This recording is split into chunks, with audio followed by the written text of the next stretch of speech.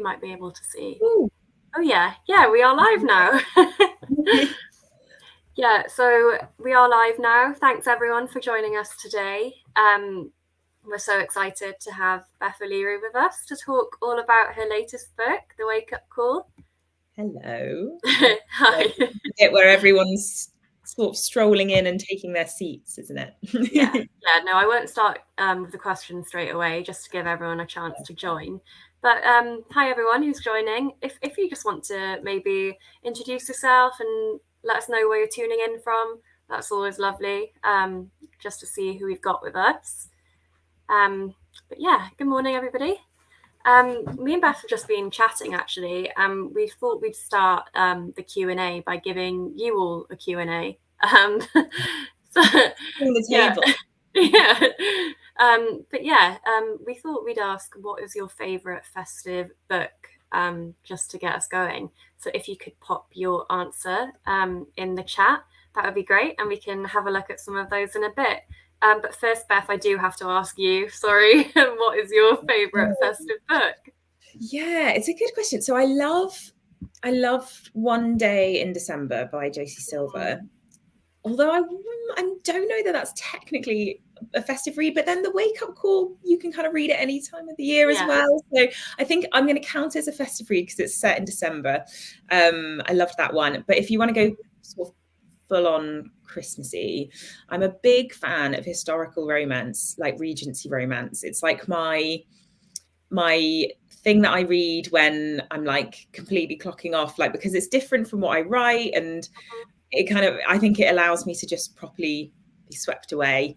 And Lisa Kleypas, whose surname I'm never sure how to pronounce, but I think it's Kleypas, has a series called the Wallflower series, which is, if you're interested in trying the genre, like a great place to start. And she has a Christmas special, one of those, called Wallflower Christmas, and that is like full on festive, which is that I might reread that one this Christmas. Might be like a little treat reread. I do love a reread. I'm like it's bad because there's a billion books I want to read, and yet I'm like, oh, I'll read Pride and Prejudice again. I feel like Regency does make me think of Christmas now. I think the first season of Bridgerton came out, I think it was Christmas time 2020, and I watched it over the Christmas holidays. So now that in my head, that is just linked with Christmas. That's such a good point. I think they're bringing it out in spring though, aren't they, next, or summer? They announced when the next series is coming, didn't they? It's like series 3 is coming next year sometime, but not Christmas. That would have been perfect this Christmas. We all needed Bridgerton this Christmas. Yeah, I definitely need Bridgerton this Christmas. Everyone needs Bridgerton. Oh, Amy's read One Day in December last year. She really enjoyed it. Oh, good. Yeah, it's a great time of year to read it. It's always nice to read a book when it's sort of set, isn't it? Well, I like to anyway. I think I'm not sure how much I thought about it a lot, obviously, whilst writing this book, because The Wake Up Call set in kind of the run up to Christmas. And I did think a lot about like how festive do you want to go? Like how Christmassy do you want to make this? Because like, you know, you want to be able to enjoy it whenever, but also kind of for it to have that extra something in December. So that's what I went for. Oh, lovely. Oh, Paz Barling said that she likes The Night Before Christmas. I haven't heard of that one. It sounds like The Nightmare Before Christmas. So that's just what I'm thinking of. Yeah, that does sound good. But hi to everyone who's joining. It's great to see you in the chat. Like if you've just joined, we've actually been talking about our favourite festive books. So if you do want to share yours in the chat, that would be great. I don't know what mine would be. I think another thing that always makes me think of Christmas is Harry Potter.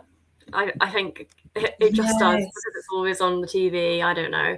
But I do like rereading that, The Philosopher's Stone. I don't think I've ever reread any of the others, but I've read The Philosopher's Stone so many times. I read the first one. what's Deathly Hallows has gone. We've lost it. So like I don't have the complete set anymore, and I keep meaning to do a big reread. And yeah, it's I don't know, maybe in a house move, or I may have lent it to someone. Always a mistake to lend out your books. Yeah, yeah, you never get back. Yeah, without a strict, like a note from the person saying they'll return it. Oh, Ellen shared that her favourite is A Christmas Carol, a classic. Yeah, that is classic. Yeah, that is Thanks, classic. Ellen.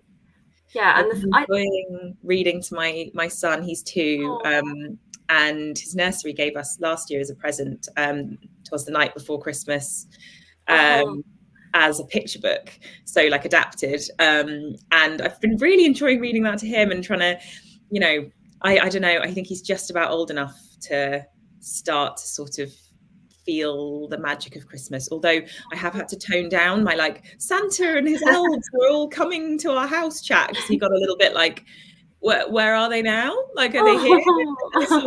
It's a bit scary actually if you've not, if it's all new, to sort of say like, this person you don't know comes into your house at night. So we'll wheeled it back. I'm trying to maybe next year will be a better year to bring out all the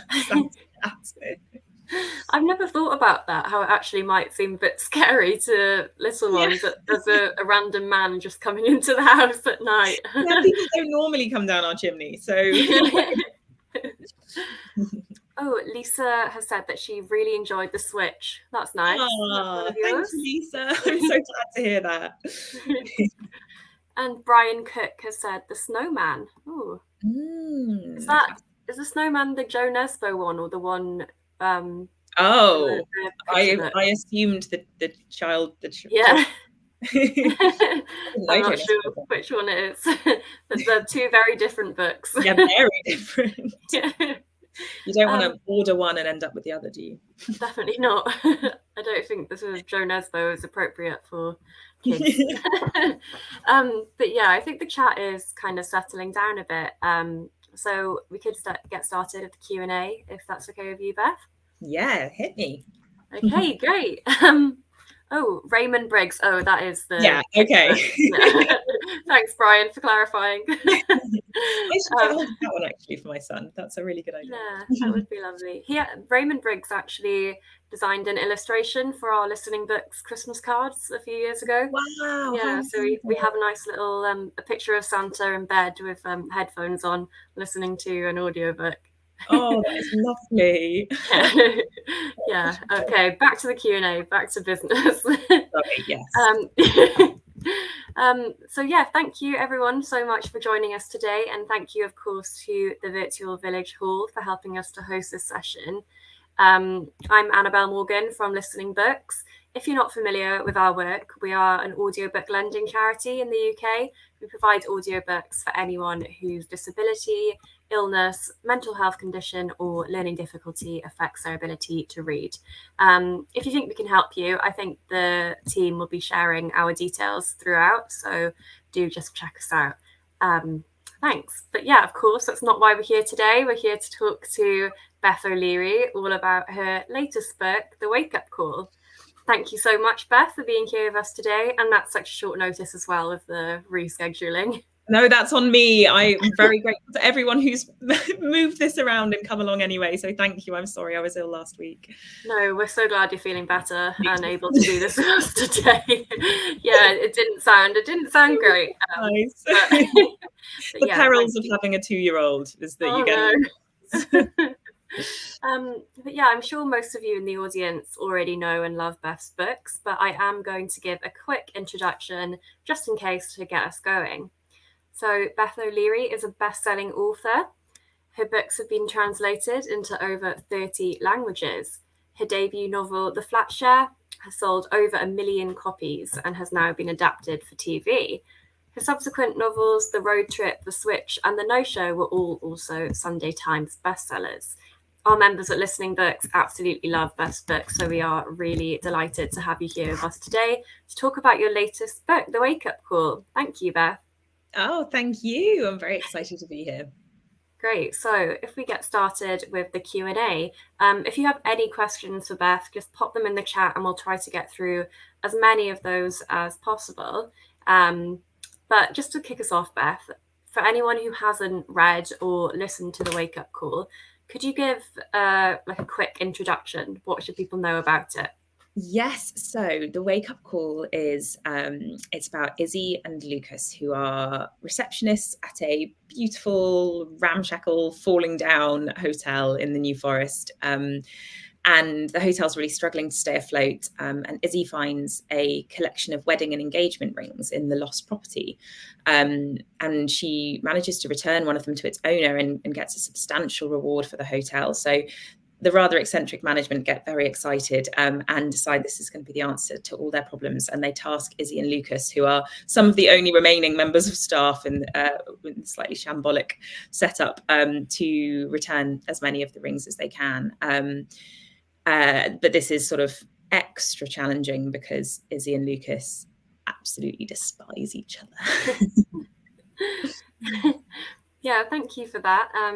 That's great, but we'll go to the questions now from the audience. We do have a few. So Amy has asked, did you find yourself having to get into the Christmas spirit while writing the Wake Up Call? I'm guessing you were probably writing it at a non-Christmassy time of year. Yes, great question. Yes, I did. I had a playlist which helped. I always use music when I'm writing, or actually not always. The Switch I wrote sort of mostly without music, but every book is different. But yeah, I had a playlist with some kind of, it was lots of upbeat pop and a few Christmas songs, but it's set in the run up to Christmas, but I kind of always wanted it to be a book that you could also read at other times of the year. So I didn't have to go full, like, you know, I was talking to the lovely Lindsay Kelk, who some of you may have read. She's a fantastic rom-com writer. And her last Christmas book is set on Christmas Day on repeat. It's like a Groundhog Day, Christmas Day. So she was literally writing Christmas Day over and over again. So I think that probably required more festive mindset. But it is quite weird writing weather that is different from the weather you're in. And it sounds like it shouldn't be, because it's actually a very small thing. It's not a big part of the narrative, whether it's sunny or not. But you kind of, I think you sort of imagine yourself there with the characters. And if you're sat there in like a summer dress, it is sometimes hard to remember, like, no, hang on, like, remember it's bitingly cold, they've got a woolly scarf on, you kind of, and it's very easy to forget those little details and have, you know, the characters standing around having a lemonade outside a pub or something. No, hang on, like, hot chocolate inside by the fire. So yeah, it was a bit of a challenge, but a book kind of always evolves over you know, a year really for me, in terms of, that's sort of generally the schedule I work to, although this book came together very, very quickly, actually, because the first draft was such a dream to write.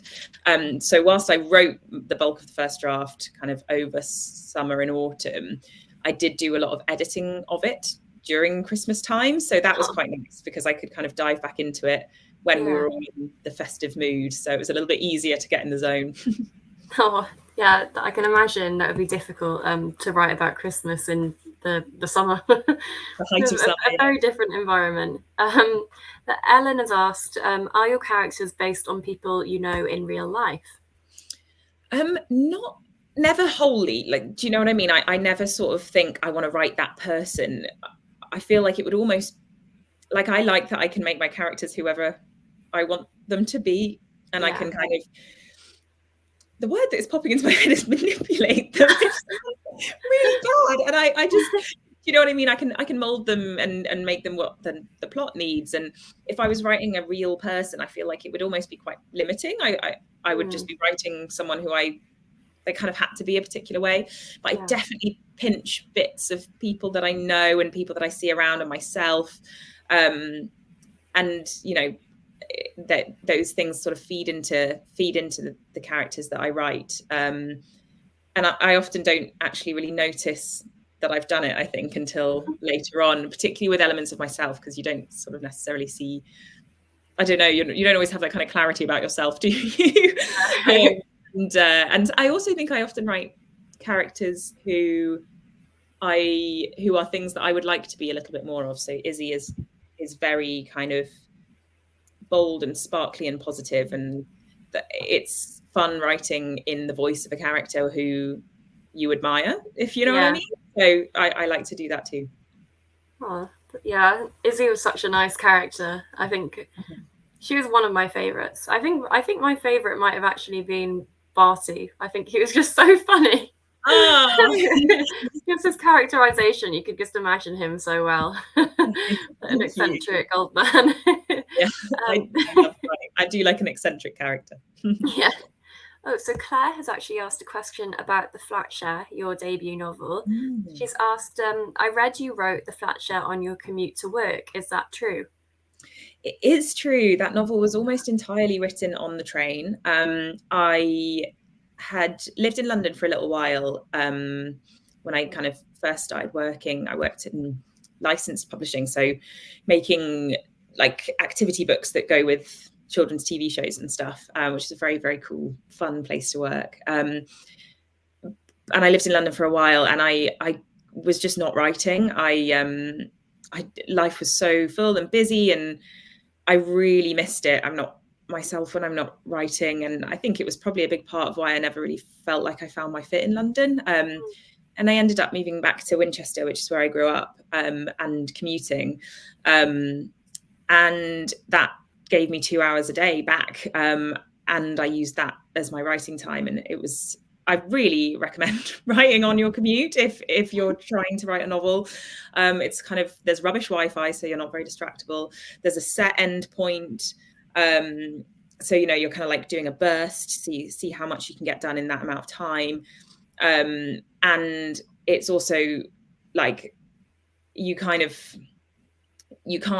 often, I think it's often downtime where I can sometimes feel at the end of a train journey like, what have I even done? Like, I've barely read my book. I've just been staring out the window. And there's something about kind of using that momentum of traveling somewhere that really works for me. I still write really well on trains. Like, if I'm going anywhere, I'll always be like, I want to go by train so that I can take my laptop and I can write, because I know I'll get loads done. So yes, that's, and it's also a way to fit, because I was obviously working full time, is a way to fit writing into my life. It worked really, really well for me. And I do sometimes think of, because I used to take like a regular train. I was on the 7:55 or the 7:48, depending on what was in the diary in the morning.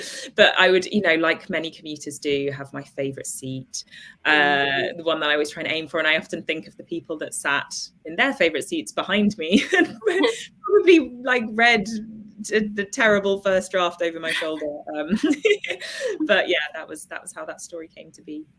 Oh, lovely. I wish I could sit and write on my commute to work. I'm always jam-packed on the tube. Can't move. I was going to say, one thing you need is a seat. And even if that is a seat, which for me it sometimes was, under the train bin, like when you get sat in I used to sit cross-legged on the floor in the what's it called, the vestibule bit, if I couldn't get a seat.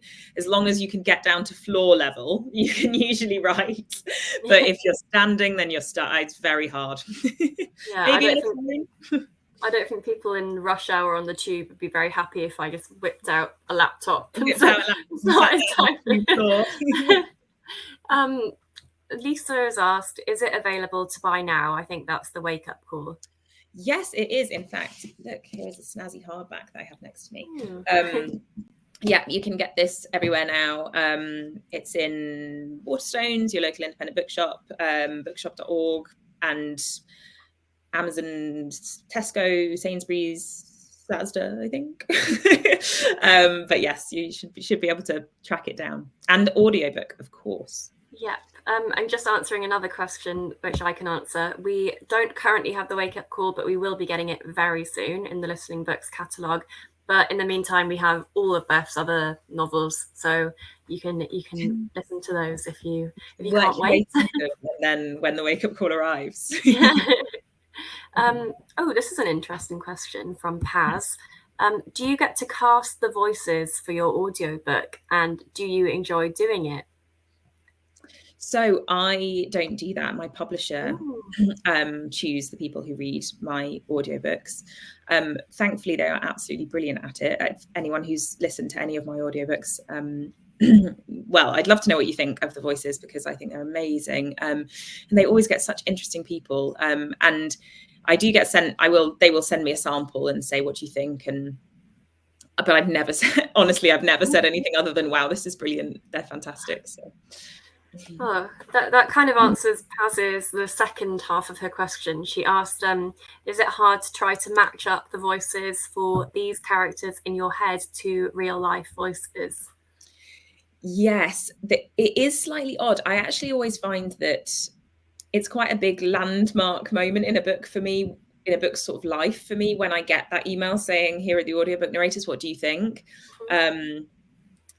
Because when I first hear a sample of them reading the book, so that's actually once we've sort of decided, yeah, we want to go with them.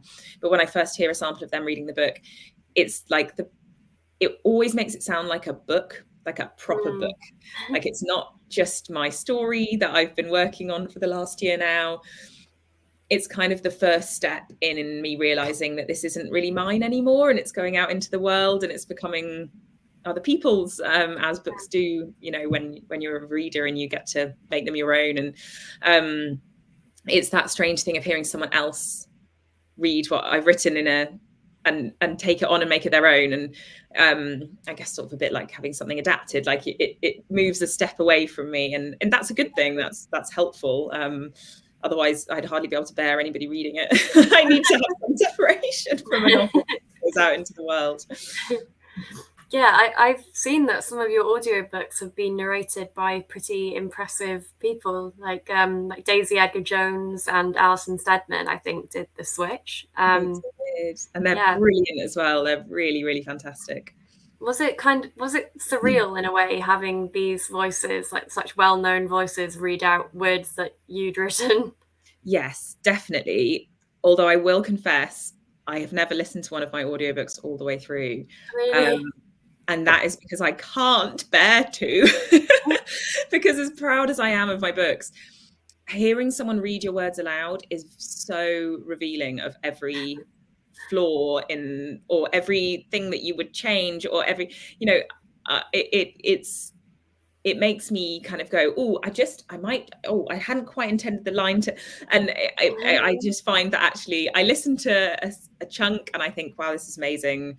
Now it's time to bow out and stop, because at that point I can't change the book. The book is fully proofread and being printed, and I have to, at some point you have to draw a line and say a book is done, and it's going to appear on the shelves looking like this. And so I have to say I've not ever listened to one all the way through. I wonder if one day I'll be able to, or actually if maybe with the passage of time it will only get worse, because I'll probably want to change it even more. Yeah, it is a weird one. It's kind of like, when you hear your voice being played back to you in a video, and it's just horrible, but it's kind of like that in a way, I imagine. Yeah, and it is very different. I don't find the same thing with picking it up and reading it, like flicking through a book. Although I don't reread once my books are published. I've never read one of my published books, like sat down and read it all the way through again. But obviously there will be situations where, I'll pick one up and try and find a section in it. Or sometimes now I think, like, did I do a scene like this in, I'm writing my 6th and 7th books now. So I do sometimes have a little mind blank where I'm like, I better check. Did I delete that bit from the road trip, or did it end up in there? Because, you also, like, a book has so many drafts and so many versions that it doesn't exactly exist in sort of a totally concrete version in my head, because there were scenes that you never saw that were all rightly deleted, but sometimes there's something in one of them that I might be able to use in a future book, and then I sometimes think, oh yeah, I'd love to use that line that I nearly wrote in the switch, but did I actually delete it, or did it make its way to the final one? Do you find that with your books, I know you've got 5 now and there's a 6 and 7 coming soon, hopefully, do you find that in your head, do they all exist in the same world, or do they have different sort of worlds that they inhabit? Oh my gosh, that is such an interesting question. I suppose they all, oh my gosh, I don't know. They all feel very separate to me. So each book sort of, from really, really early on, like almost one of the first things I have with a book is a sort of feeling, and it's almost like a kind of audio visual, I don't even know, like it's sort of a sound or it's just a sense, and I can kind of try and use words to encompass it, but it isn't a sentence or something. I couldn't say this book is X to me, but I could kind of say like the wake up call is, it's zingy and sparkly and joyful and sexy, and it's snow and woodland and warmth, and I can kind of do that. Yeah. And that feeling is very unique to a book's world. And it's really important, actually. It's kind of what I come back to if I ever lose my way with a book. And it's a big part of what kind of keeps me going, is knowing just the feeling I want. I suppose it's the feeling I want the reader to have when they've picked it up and when they're kind of immersed in it. So those are all very different for each book, but I do see them as existing in the same universe, I think. And in fact, for anyone that's a fan of the Flatshare, there is a little nod to one of the characters in the Flatshare in the wake up call, because I just love. Do you know why I did it? I did it because if anyone's read Taylor Jenkins Reid, I love her books. I'm a really big fan of hers, and she does brilliant kind of connected stories. And I love how you kind of meet characters from her other novels in future books. And I thought, like, I'd love to just have a little nod to Tiffy and Leon in this one, and just I was working on it at the time when the Flatshare TV series was being kind of promoted, so I was very in the space of that story again, which was really interesting, and I felt like I'd love to just connect to it in a way. So they do literally all, so like in the wake up call, the characters from the Flatshare literally exist in that world. If you get what I mean. But they all feel very different. Thanks. That actually leads us on quite well to another question from Paz. If your books were taken up by TV and film, would you watch the shows, or would that be too weird too, especially if the story was heavily edited? Yeah, so the Flatshare, my debut, was made into a Paramount Plus TV series, which you can watch, and you can watch through Amazon Prime if you've got that, or through, it's on Paramount Plus, and it was a very strange and wonderful and magical experience having it adapted. I was quite I wasn't sort of super creatively involved, which I felt was like the only way to go really with it, because I felt like I couldn't really be half in with that story. It was the book, that story means so much to me, and it changed my life, and it's my debut, so when they sent me the first kind of rough cut of the first episode, my heart just was thundering, because I had read a script, and I really trusted the people that were involved. I that's the reason I chose to give them the option for the screenwrites. But it was a nerve-wracking feeling turning on the episode and thinking, like, I hope this is good. And I did watch the show. I've watched the first few episodes quite a few times, because there were various screenings and press screenings, and every time I noticed something different, and it's amazing and strange, and you can't sort of exist in the strangeness of it all the time. You kind of just watch the telly and you're like, oh, this is a great show, and then you kind of remember every few seconds, like, these are my characters, and this was my story, and this was the little book I wrote on the train. Oh my god. And then you kind of, that's too weird to compute, so you kind of just go back to watching the telly again. It's really weird. And every episode, of course, a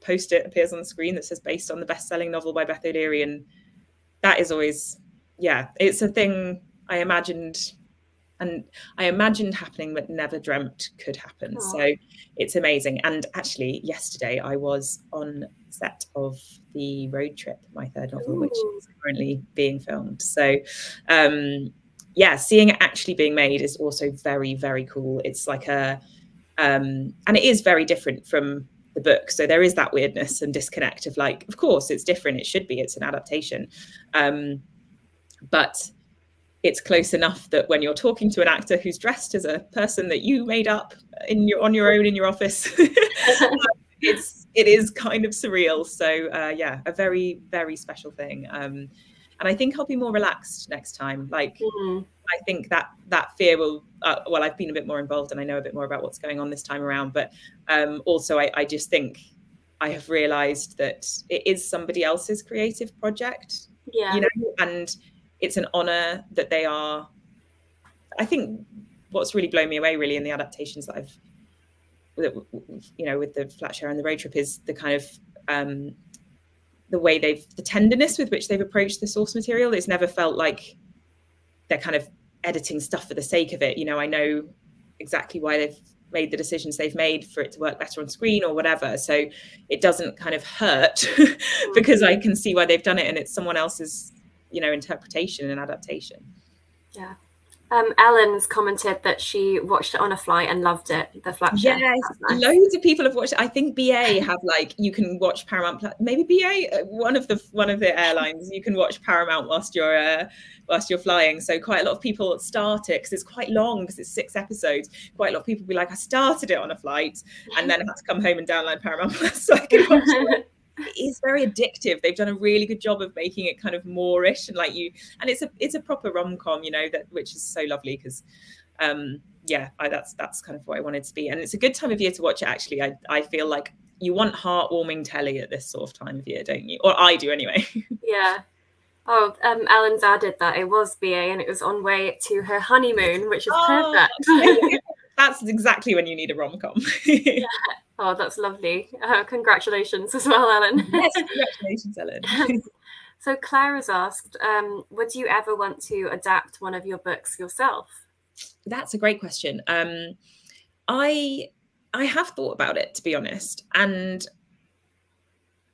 so far, it's always just sort of felt like, with all my books, I think about every word on every page of those stories, and I am so in that book, and I craft it and craft it and craft it and hone it until it is the story that I want you to read. And the idea of then later tearing that up in order to put it back together again differently, because it's a different medium and it needs to be different and different things will work, and suddenly having to listen to other people's opinions, because, as a writer, you have a lot of creative freedom compared to a TV writer or a film writer, where you've got studios who say, it's not going to work shooting in this location, so we'd need to move it somewhere else, or, and of course that's how it works, because I mean, there is so much that goes into making a TV show. Like, it blows my mind when I'm on set and the number of people. I'm always like, what do you do? What do you do? What are all of your jobs? Because there's so many people. So it's such a different creative exercise, I think, writing for screen. And that's just aside from, like, it's very different. I still feel like I'm learning so much as a novelist. Like, I don't feel like I'm in any way done with learning how to write books. So I sort of feel like I'd be stepping into something where I'd be a total novice in a way. And at the moment, I've never kind of had enough of an urge to do it. I've always sort of thought I would love someone else to do this, but I don't know if I can bear to do it myself. Yeah. But I wouldn't say never, because maybe there will be a story where I just feel like, oh, actually, I know exactly how this could work on screen, and maybe I felt like I'd be the best person to do it. But at the moment, I've not had that. I wonder if when you're writing, you have in mind at all how it will sound when read out for audio? Oh, yeah. No, I don't. And I think that's part of why hearing it read as an audiobook is hard, because it is so different. And every line almost sounds different to me than when I read it. I'm quite visual when I write. I think more than hearing it, I see it. So it's not like the scene plays out in front of me exactly, but in my head, as I'm typing, I am in the space they're in, and I'm kind of playing out different ways it could go, almost like I'm moving models around, I suppose. So it's more, and I do hear the character speaking. So in terms of audio, I will, like with dialogue, that's much more like listening to somebody talking. So, you know, as I'm typing, I will be thinking in my head of that character literally saying those words, and I am typing them down for them. But with description and prose, it doesn't kind of, I don't think about those words being read aloud, really. Probably should. No, they all sound great, the audiobooks. So Good, thank you. I think you got that covered. Dewi has asked, do you watch Christmas movies all year or just during the Christmas season? I usually start in about September. I've not watched any this year, actually. I love a good sort of Hallmark / Netflix Christmas film, you know, like the tropes galore. We're all gonna like go from a large city to a small town and open a Christmas cafe, and I love that stuff. But I usually don't start until it starts to get a bit chillier.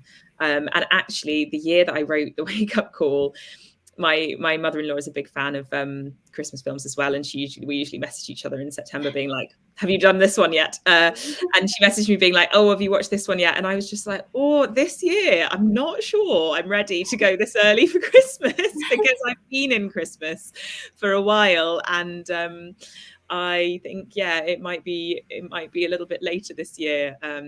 But that was last year. But this year I need to get onto the Christmas films. I've been I've been on the Bake Off and Strictly, and actually, when you're busy, that's enough of a commitment. That's hours every week. So I've not managed to fit in my. But now both of those have ended.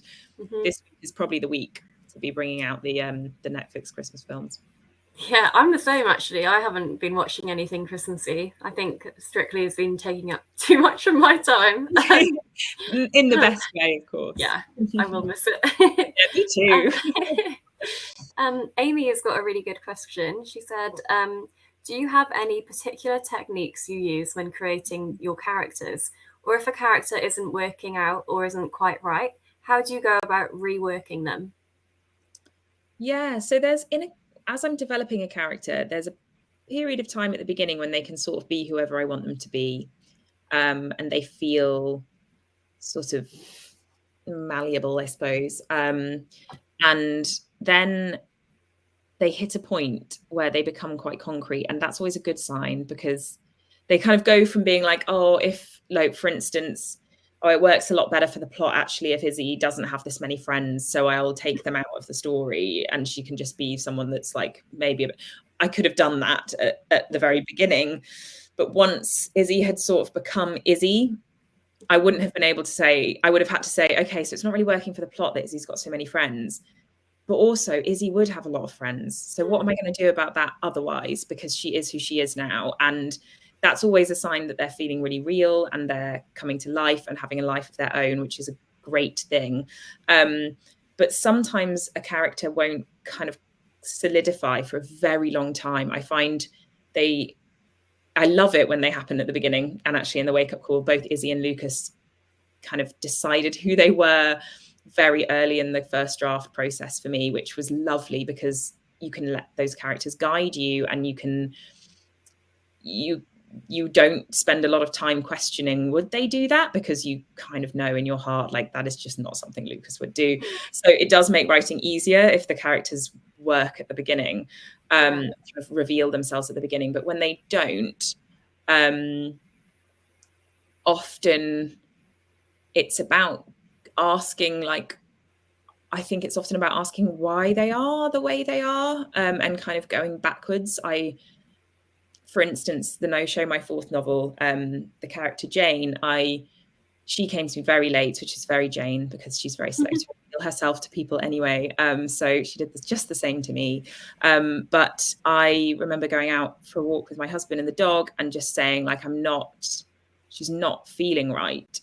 And I don't know quite why. She's just not ringing true somehow, and I'm not warming to her in the way that I want to. And I think it was a case of she is behaving in a certain way and I don't really know why. And so we did a big brainstorm, as we often do. He's a great brainstormer, my husband, very good at asking the right questions and sounding encouraging. And I kind of worked out, okay, do you know what? this is what has happened to Jane at some point, and this is where those insecurities come from, or where those particular actions come from, and why she tends to react like this. And sometimes I always think a character's trying to tell me those things, like she was behaving like that, I was writing her behaving like that, and I was kind of like, why are you doing that, you know? And once I kind of had answered her question, I could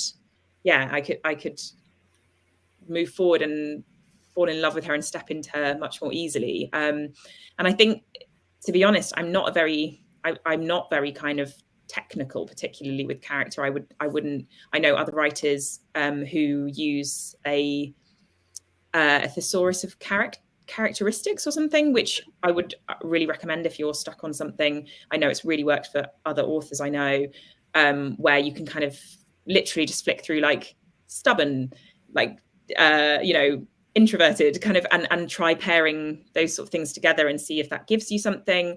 If you're like trying to seek a character, that doesn't work for me. Then it's much more organic than that for me. A huge part of the joy of writing a novel is letting those characters come to me and meeting them, and they almost reveal themselves to me like piece by piece, and sometimes quickly, sometimes very slowly, but they do feel like they're their own little people. And that's, that's lovely, and they kind of populate my head for a year or so, and then I have to try and say goodbye to them and meet a whole new bunch, a whole new gang.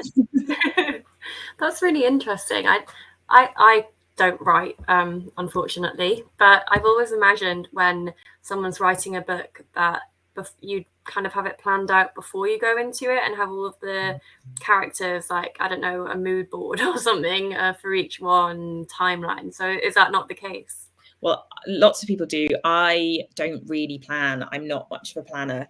I do sort of jot down like a few things that I think might happen in a vague order at sort of 30,000 words in, and then maybe again at 60,000 words in, and I tend not to look at those again. It's almost more the exercise of like emptying my head onto the page rather than actually being a thing to consult. But yeah, I'm a very like feel my way sort of writer. I know kind of some stuff at the start, and I maybe know where I want to end up, and I can see a little of the way ahead, but I'm kind of just driving along when I'm writing a first draft, just seeing where I end up. And that does mean that writing's, for me, it's a really joyful way to write, because it's like reading in some ways. It's like a process of discovery, but it's also very inefficient, because I often walk myself down dead ends, or I kind of don't figure out something until really late on. I mean, The No-Show is another good example of that at 70,000 words. So that's almost a full novel. I just had a bolt out of the blue idea that was like, oh, I can't not do this. This is so good. I love it. It's going to mean rewriting most of the novel so far, but I want to do it. So that kind of happened, and I had to just go back and do it. But I wish I was a writer who could have figured that out before page one. Amy's added, I love that Jane took a while to reveal herself to you, because that's part of her personality. Very interesting. Thank you. Yeah, she's and I love her very, very dearly now. It's always worth reminding myself as well, when a novel is tricky or I'm getting stuck, that actually that doesn't mean that I won't that I won't find that love and connection with the story or the character further down the line. Oh, so when you went into the wake-up call, did you have it in mind, like, I want to write a festive novel or something Christmassy, or did that kind of fit in as you were going, like, oh, it would be great to have this at Christmas time? Yeah, no, it was always the idea. I always wanted it to be set at Christmas time, because I don't know, something about hotels at Christmas is so romantic in a way that hotels at other times of year just are not. Hotel in spring, I don't know. And I knew I wanted it to be wintry and cozy, and I knew I wanted to write something particularly joyful. It's my most sort of unequivocally joyful book, and I feel like Christmas is the time for that. So it was more that idea had actually been sat for a little while in the back of my mind, and then my publishers sort of said, we'd love a book for autumn from you. Are you still thinking that? They knew I had that idea in my head, and they kind of were like, could now be the time. So yeah, it was always going to be set at that time of year, and well, once, I mean, I say always, like when I first had the very beginnings of the idea, I had, of course, it was a tiny germ of a thing, but once it kind of solidified, I knew it would be perfect for November, December time. Yeah, it really is. I can just imagine Forest Manor with all the fairy lights, the excessive amount of fairy lights. Yeah, there's a lot of fairy lights. Izzy likes fairy lights. I too like fairy lights. Our house, you can't see in here. In fact, I need to decorate my office and make it more Christmassy. But downstairs, very Christmassy. Lots of fairy lights. Well, it is the right time. I feel like you have to go all out for Christmas. Absolutely. Especially when you've got a little one. I'm really enjoying it through him as well. Oh, I'm looking at the time, and I think that we are going to have to wrap things up soon. So if anyone has any last minute questions, please pop them in the chat quickly. But I do have something on my own that I'd like to ask before we go. We've just been talking about how the wake up call is kind of Christmassy. It's set at the Christmas time. And I feel like in every Christmas movie or book, there's always like a moral of the story, a message at the end. Like whether that's not being a Scrooge or something like that.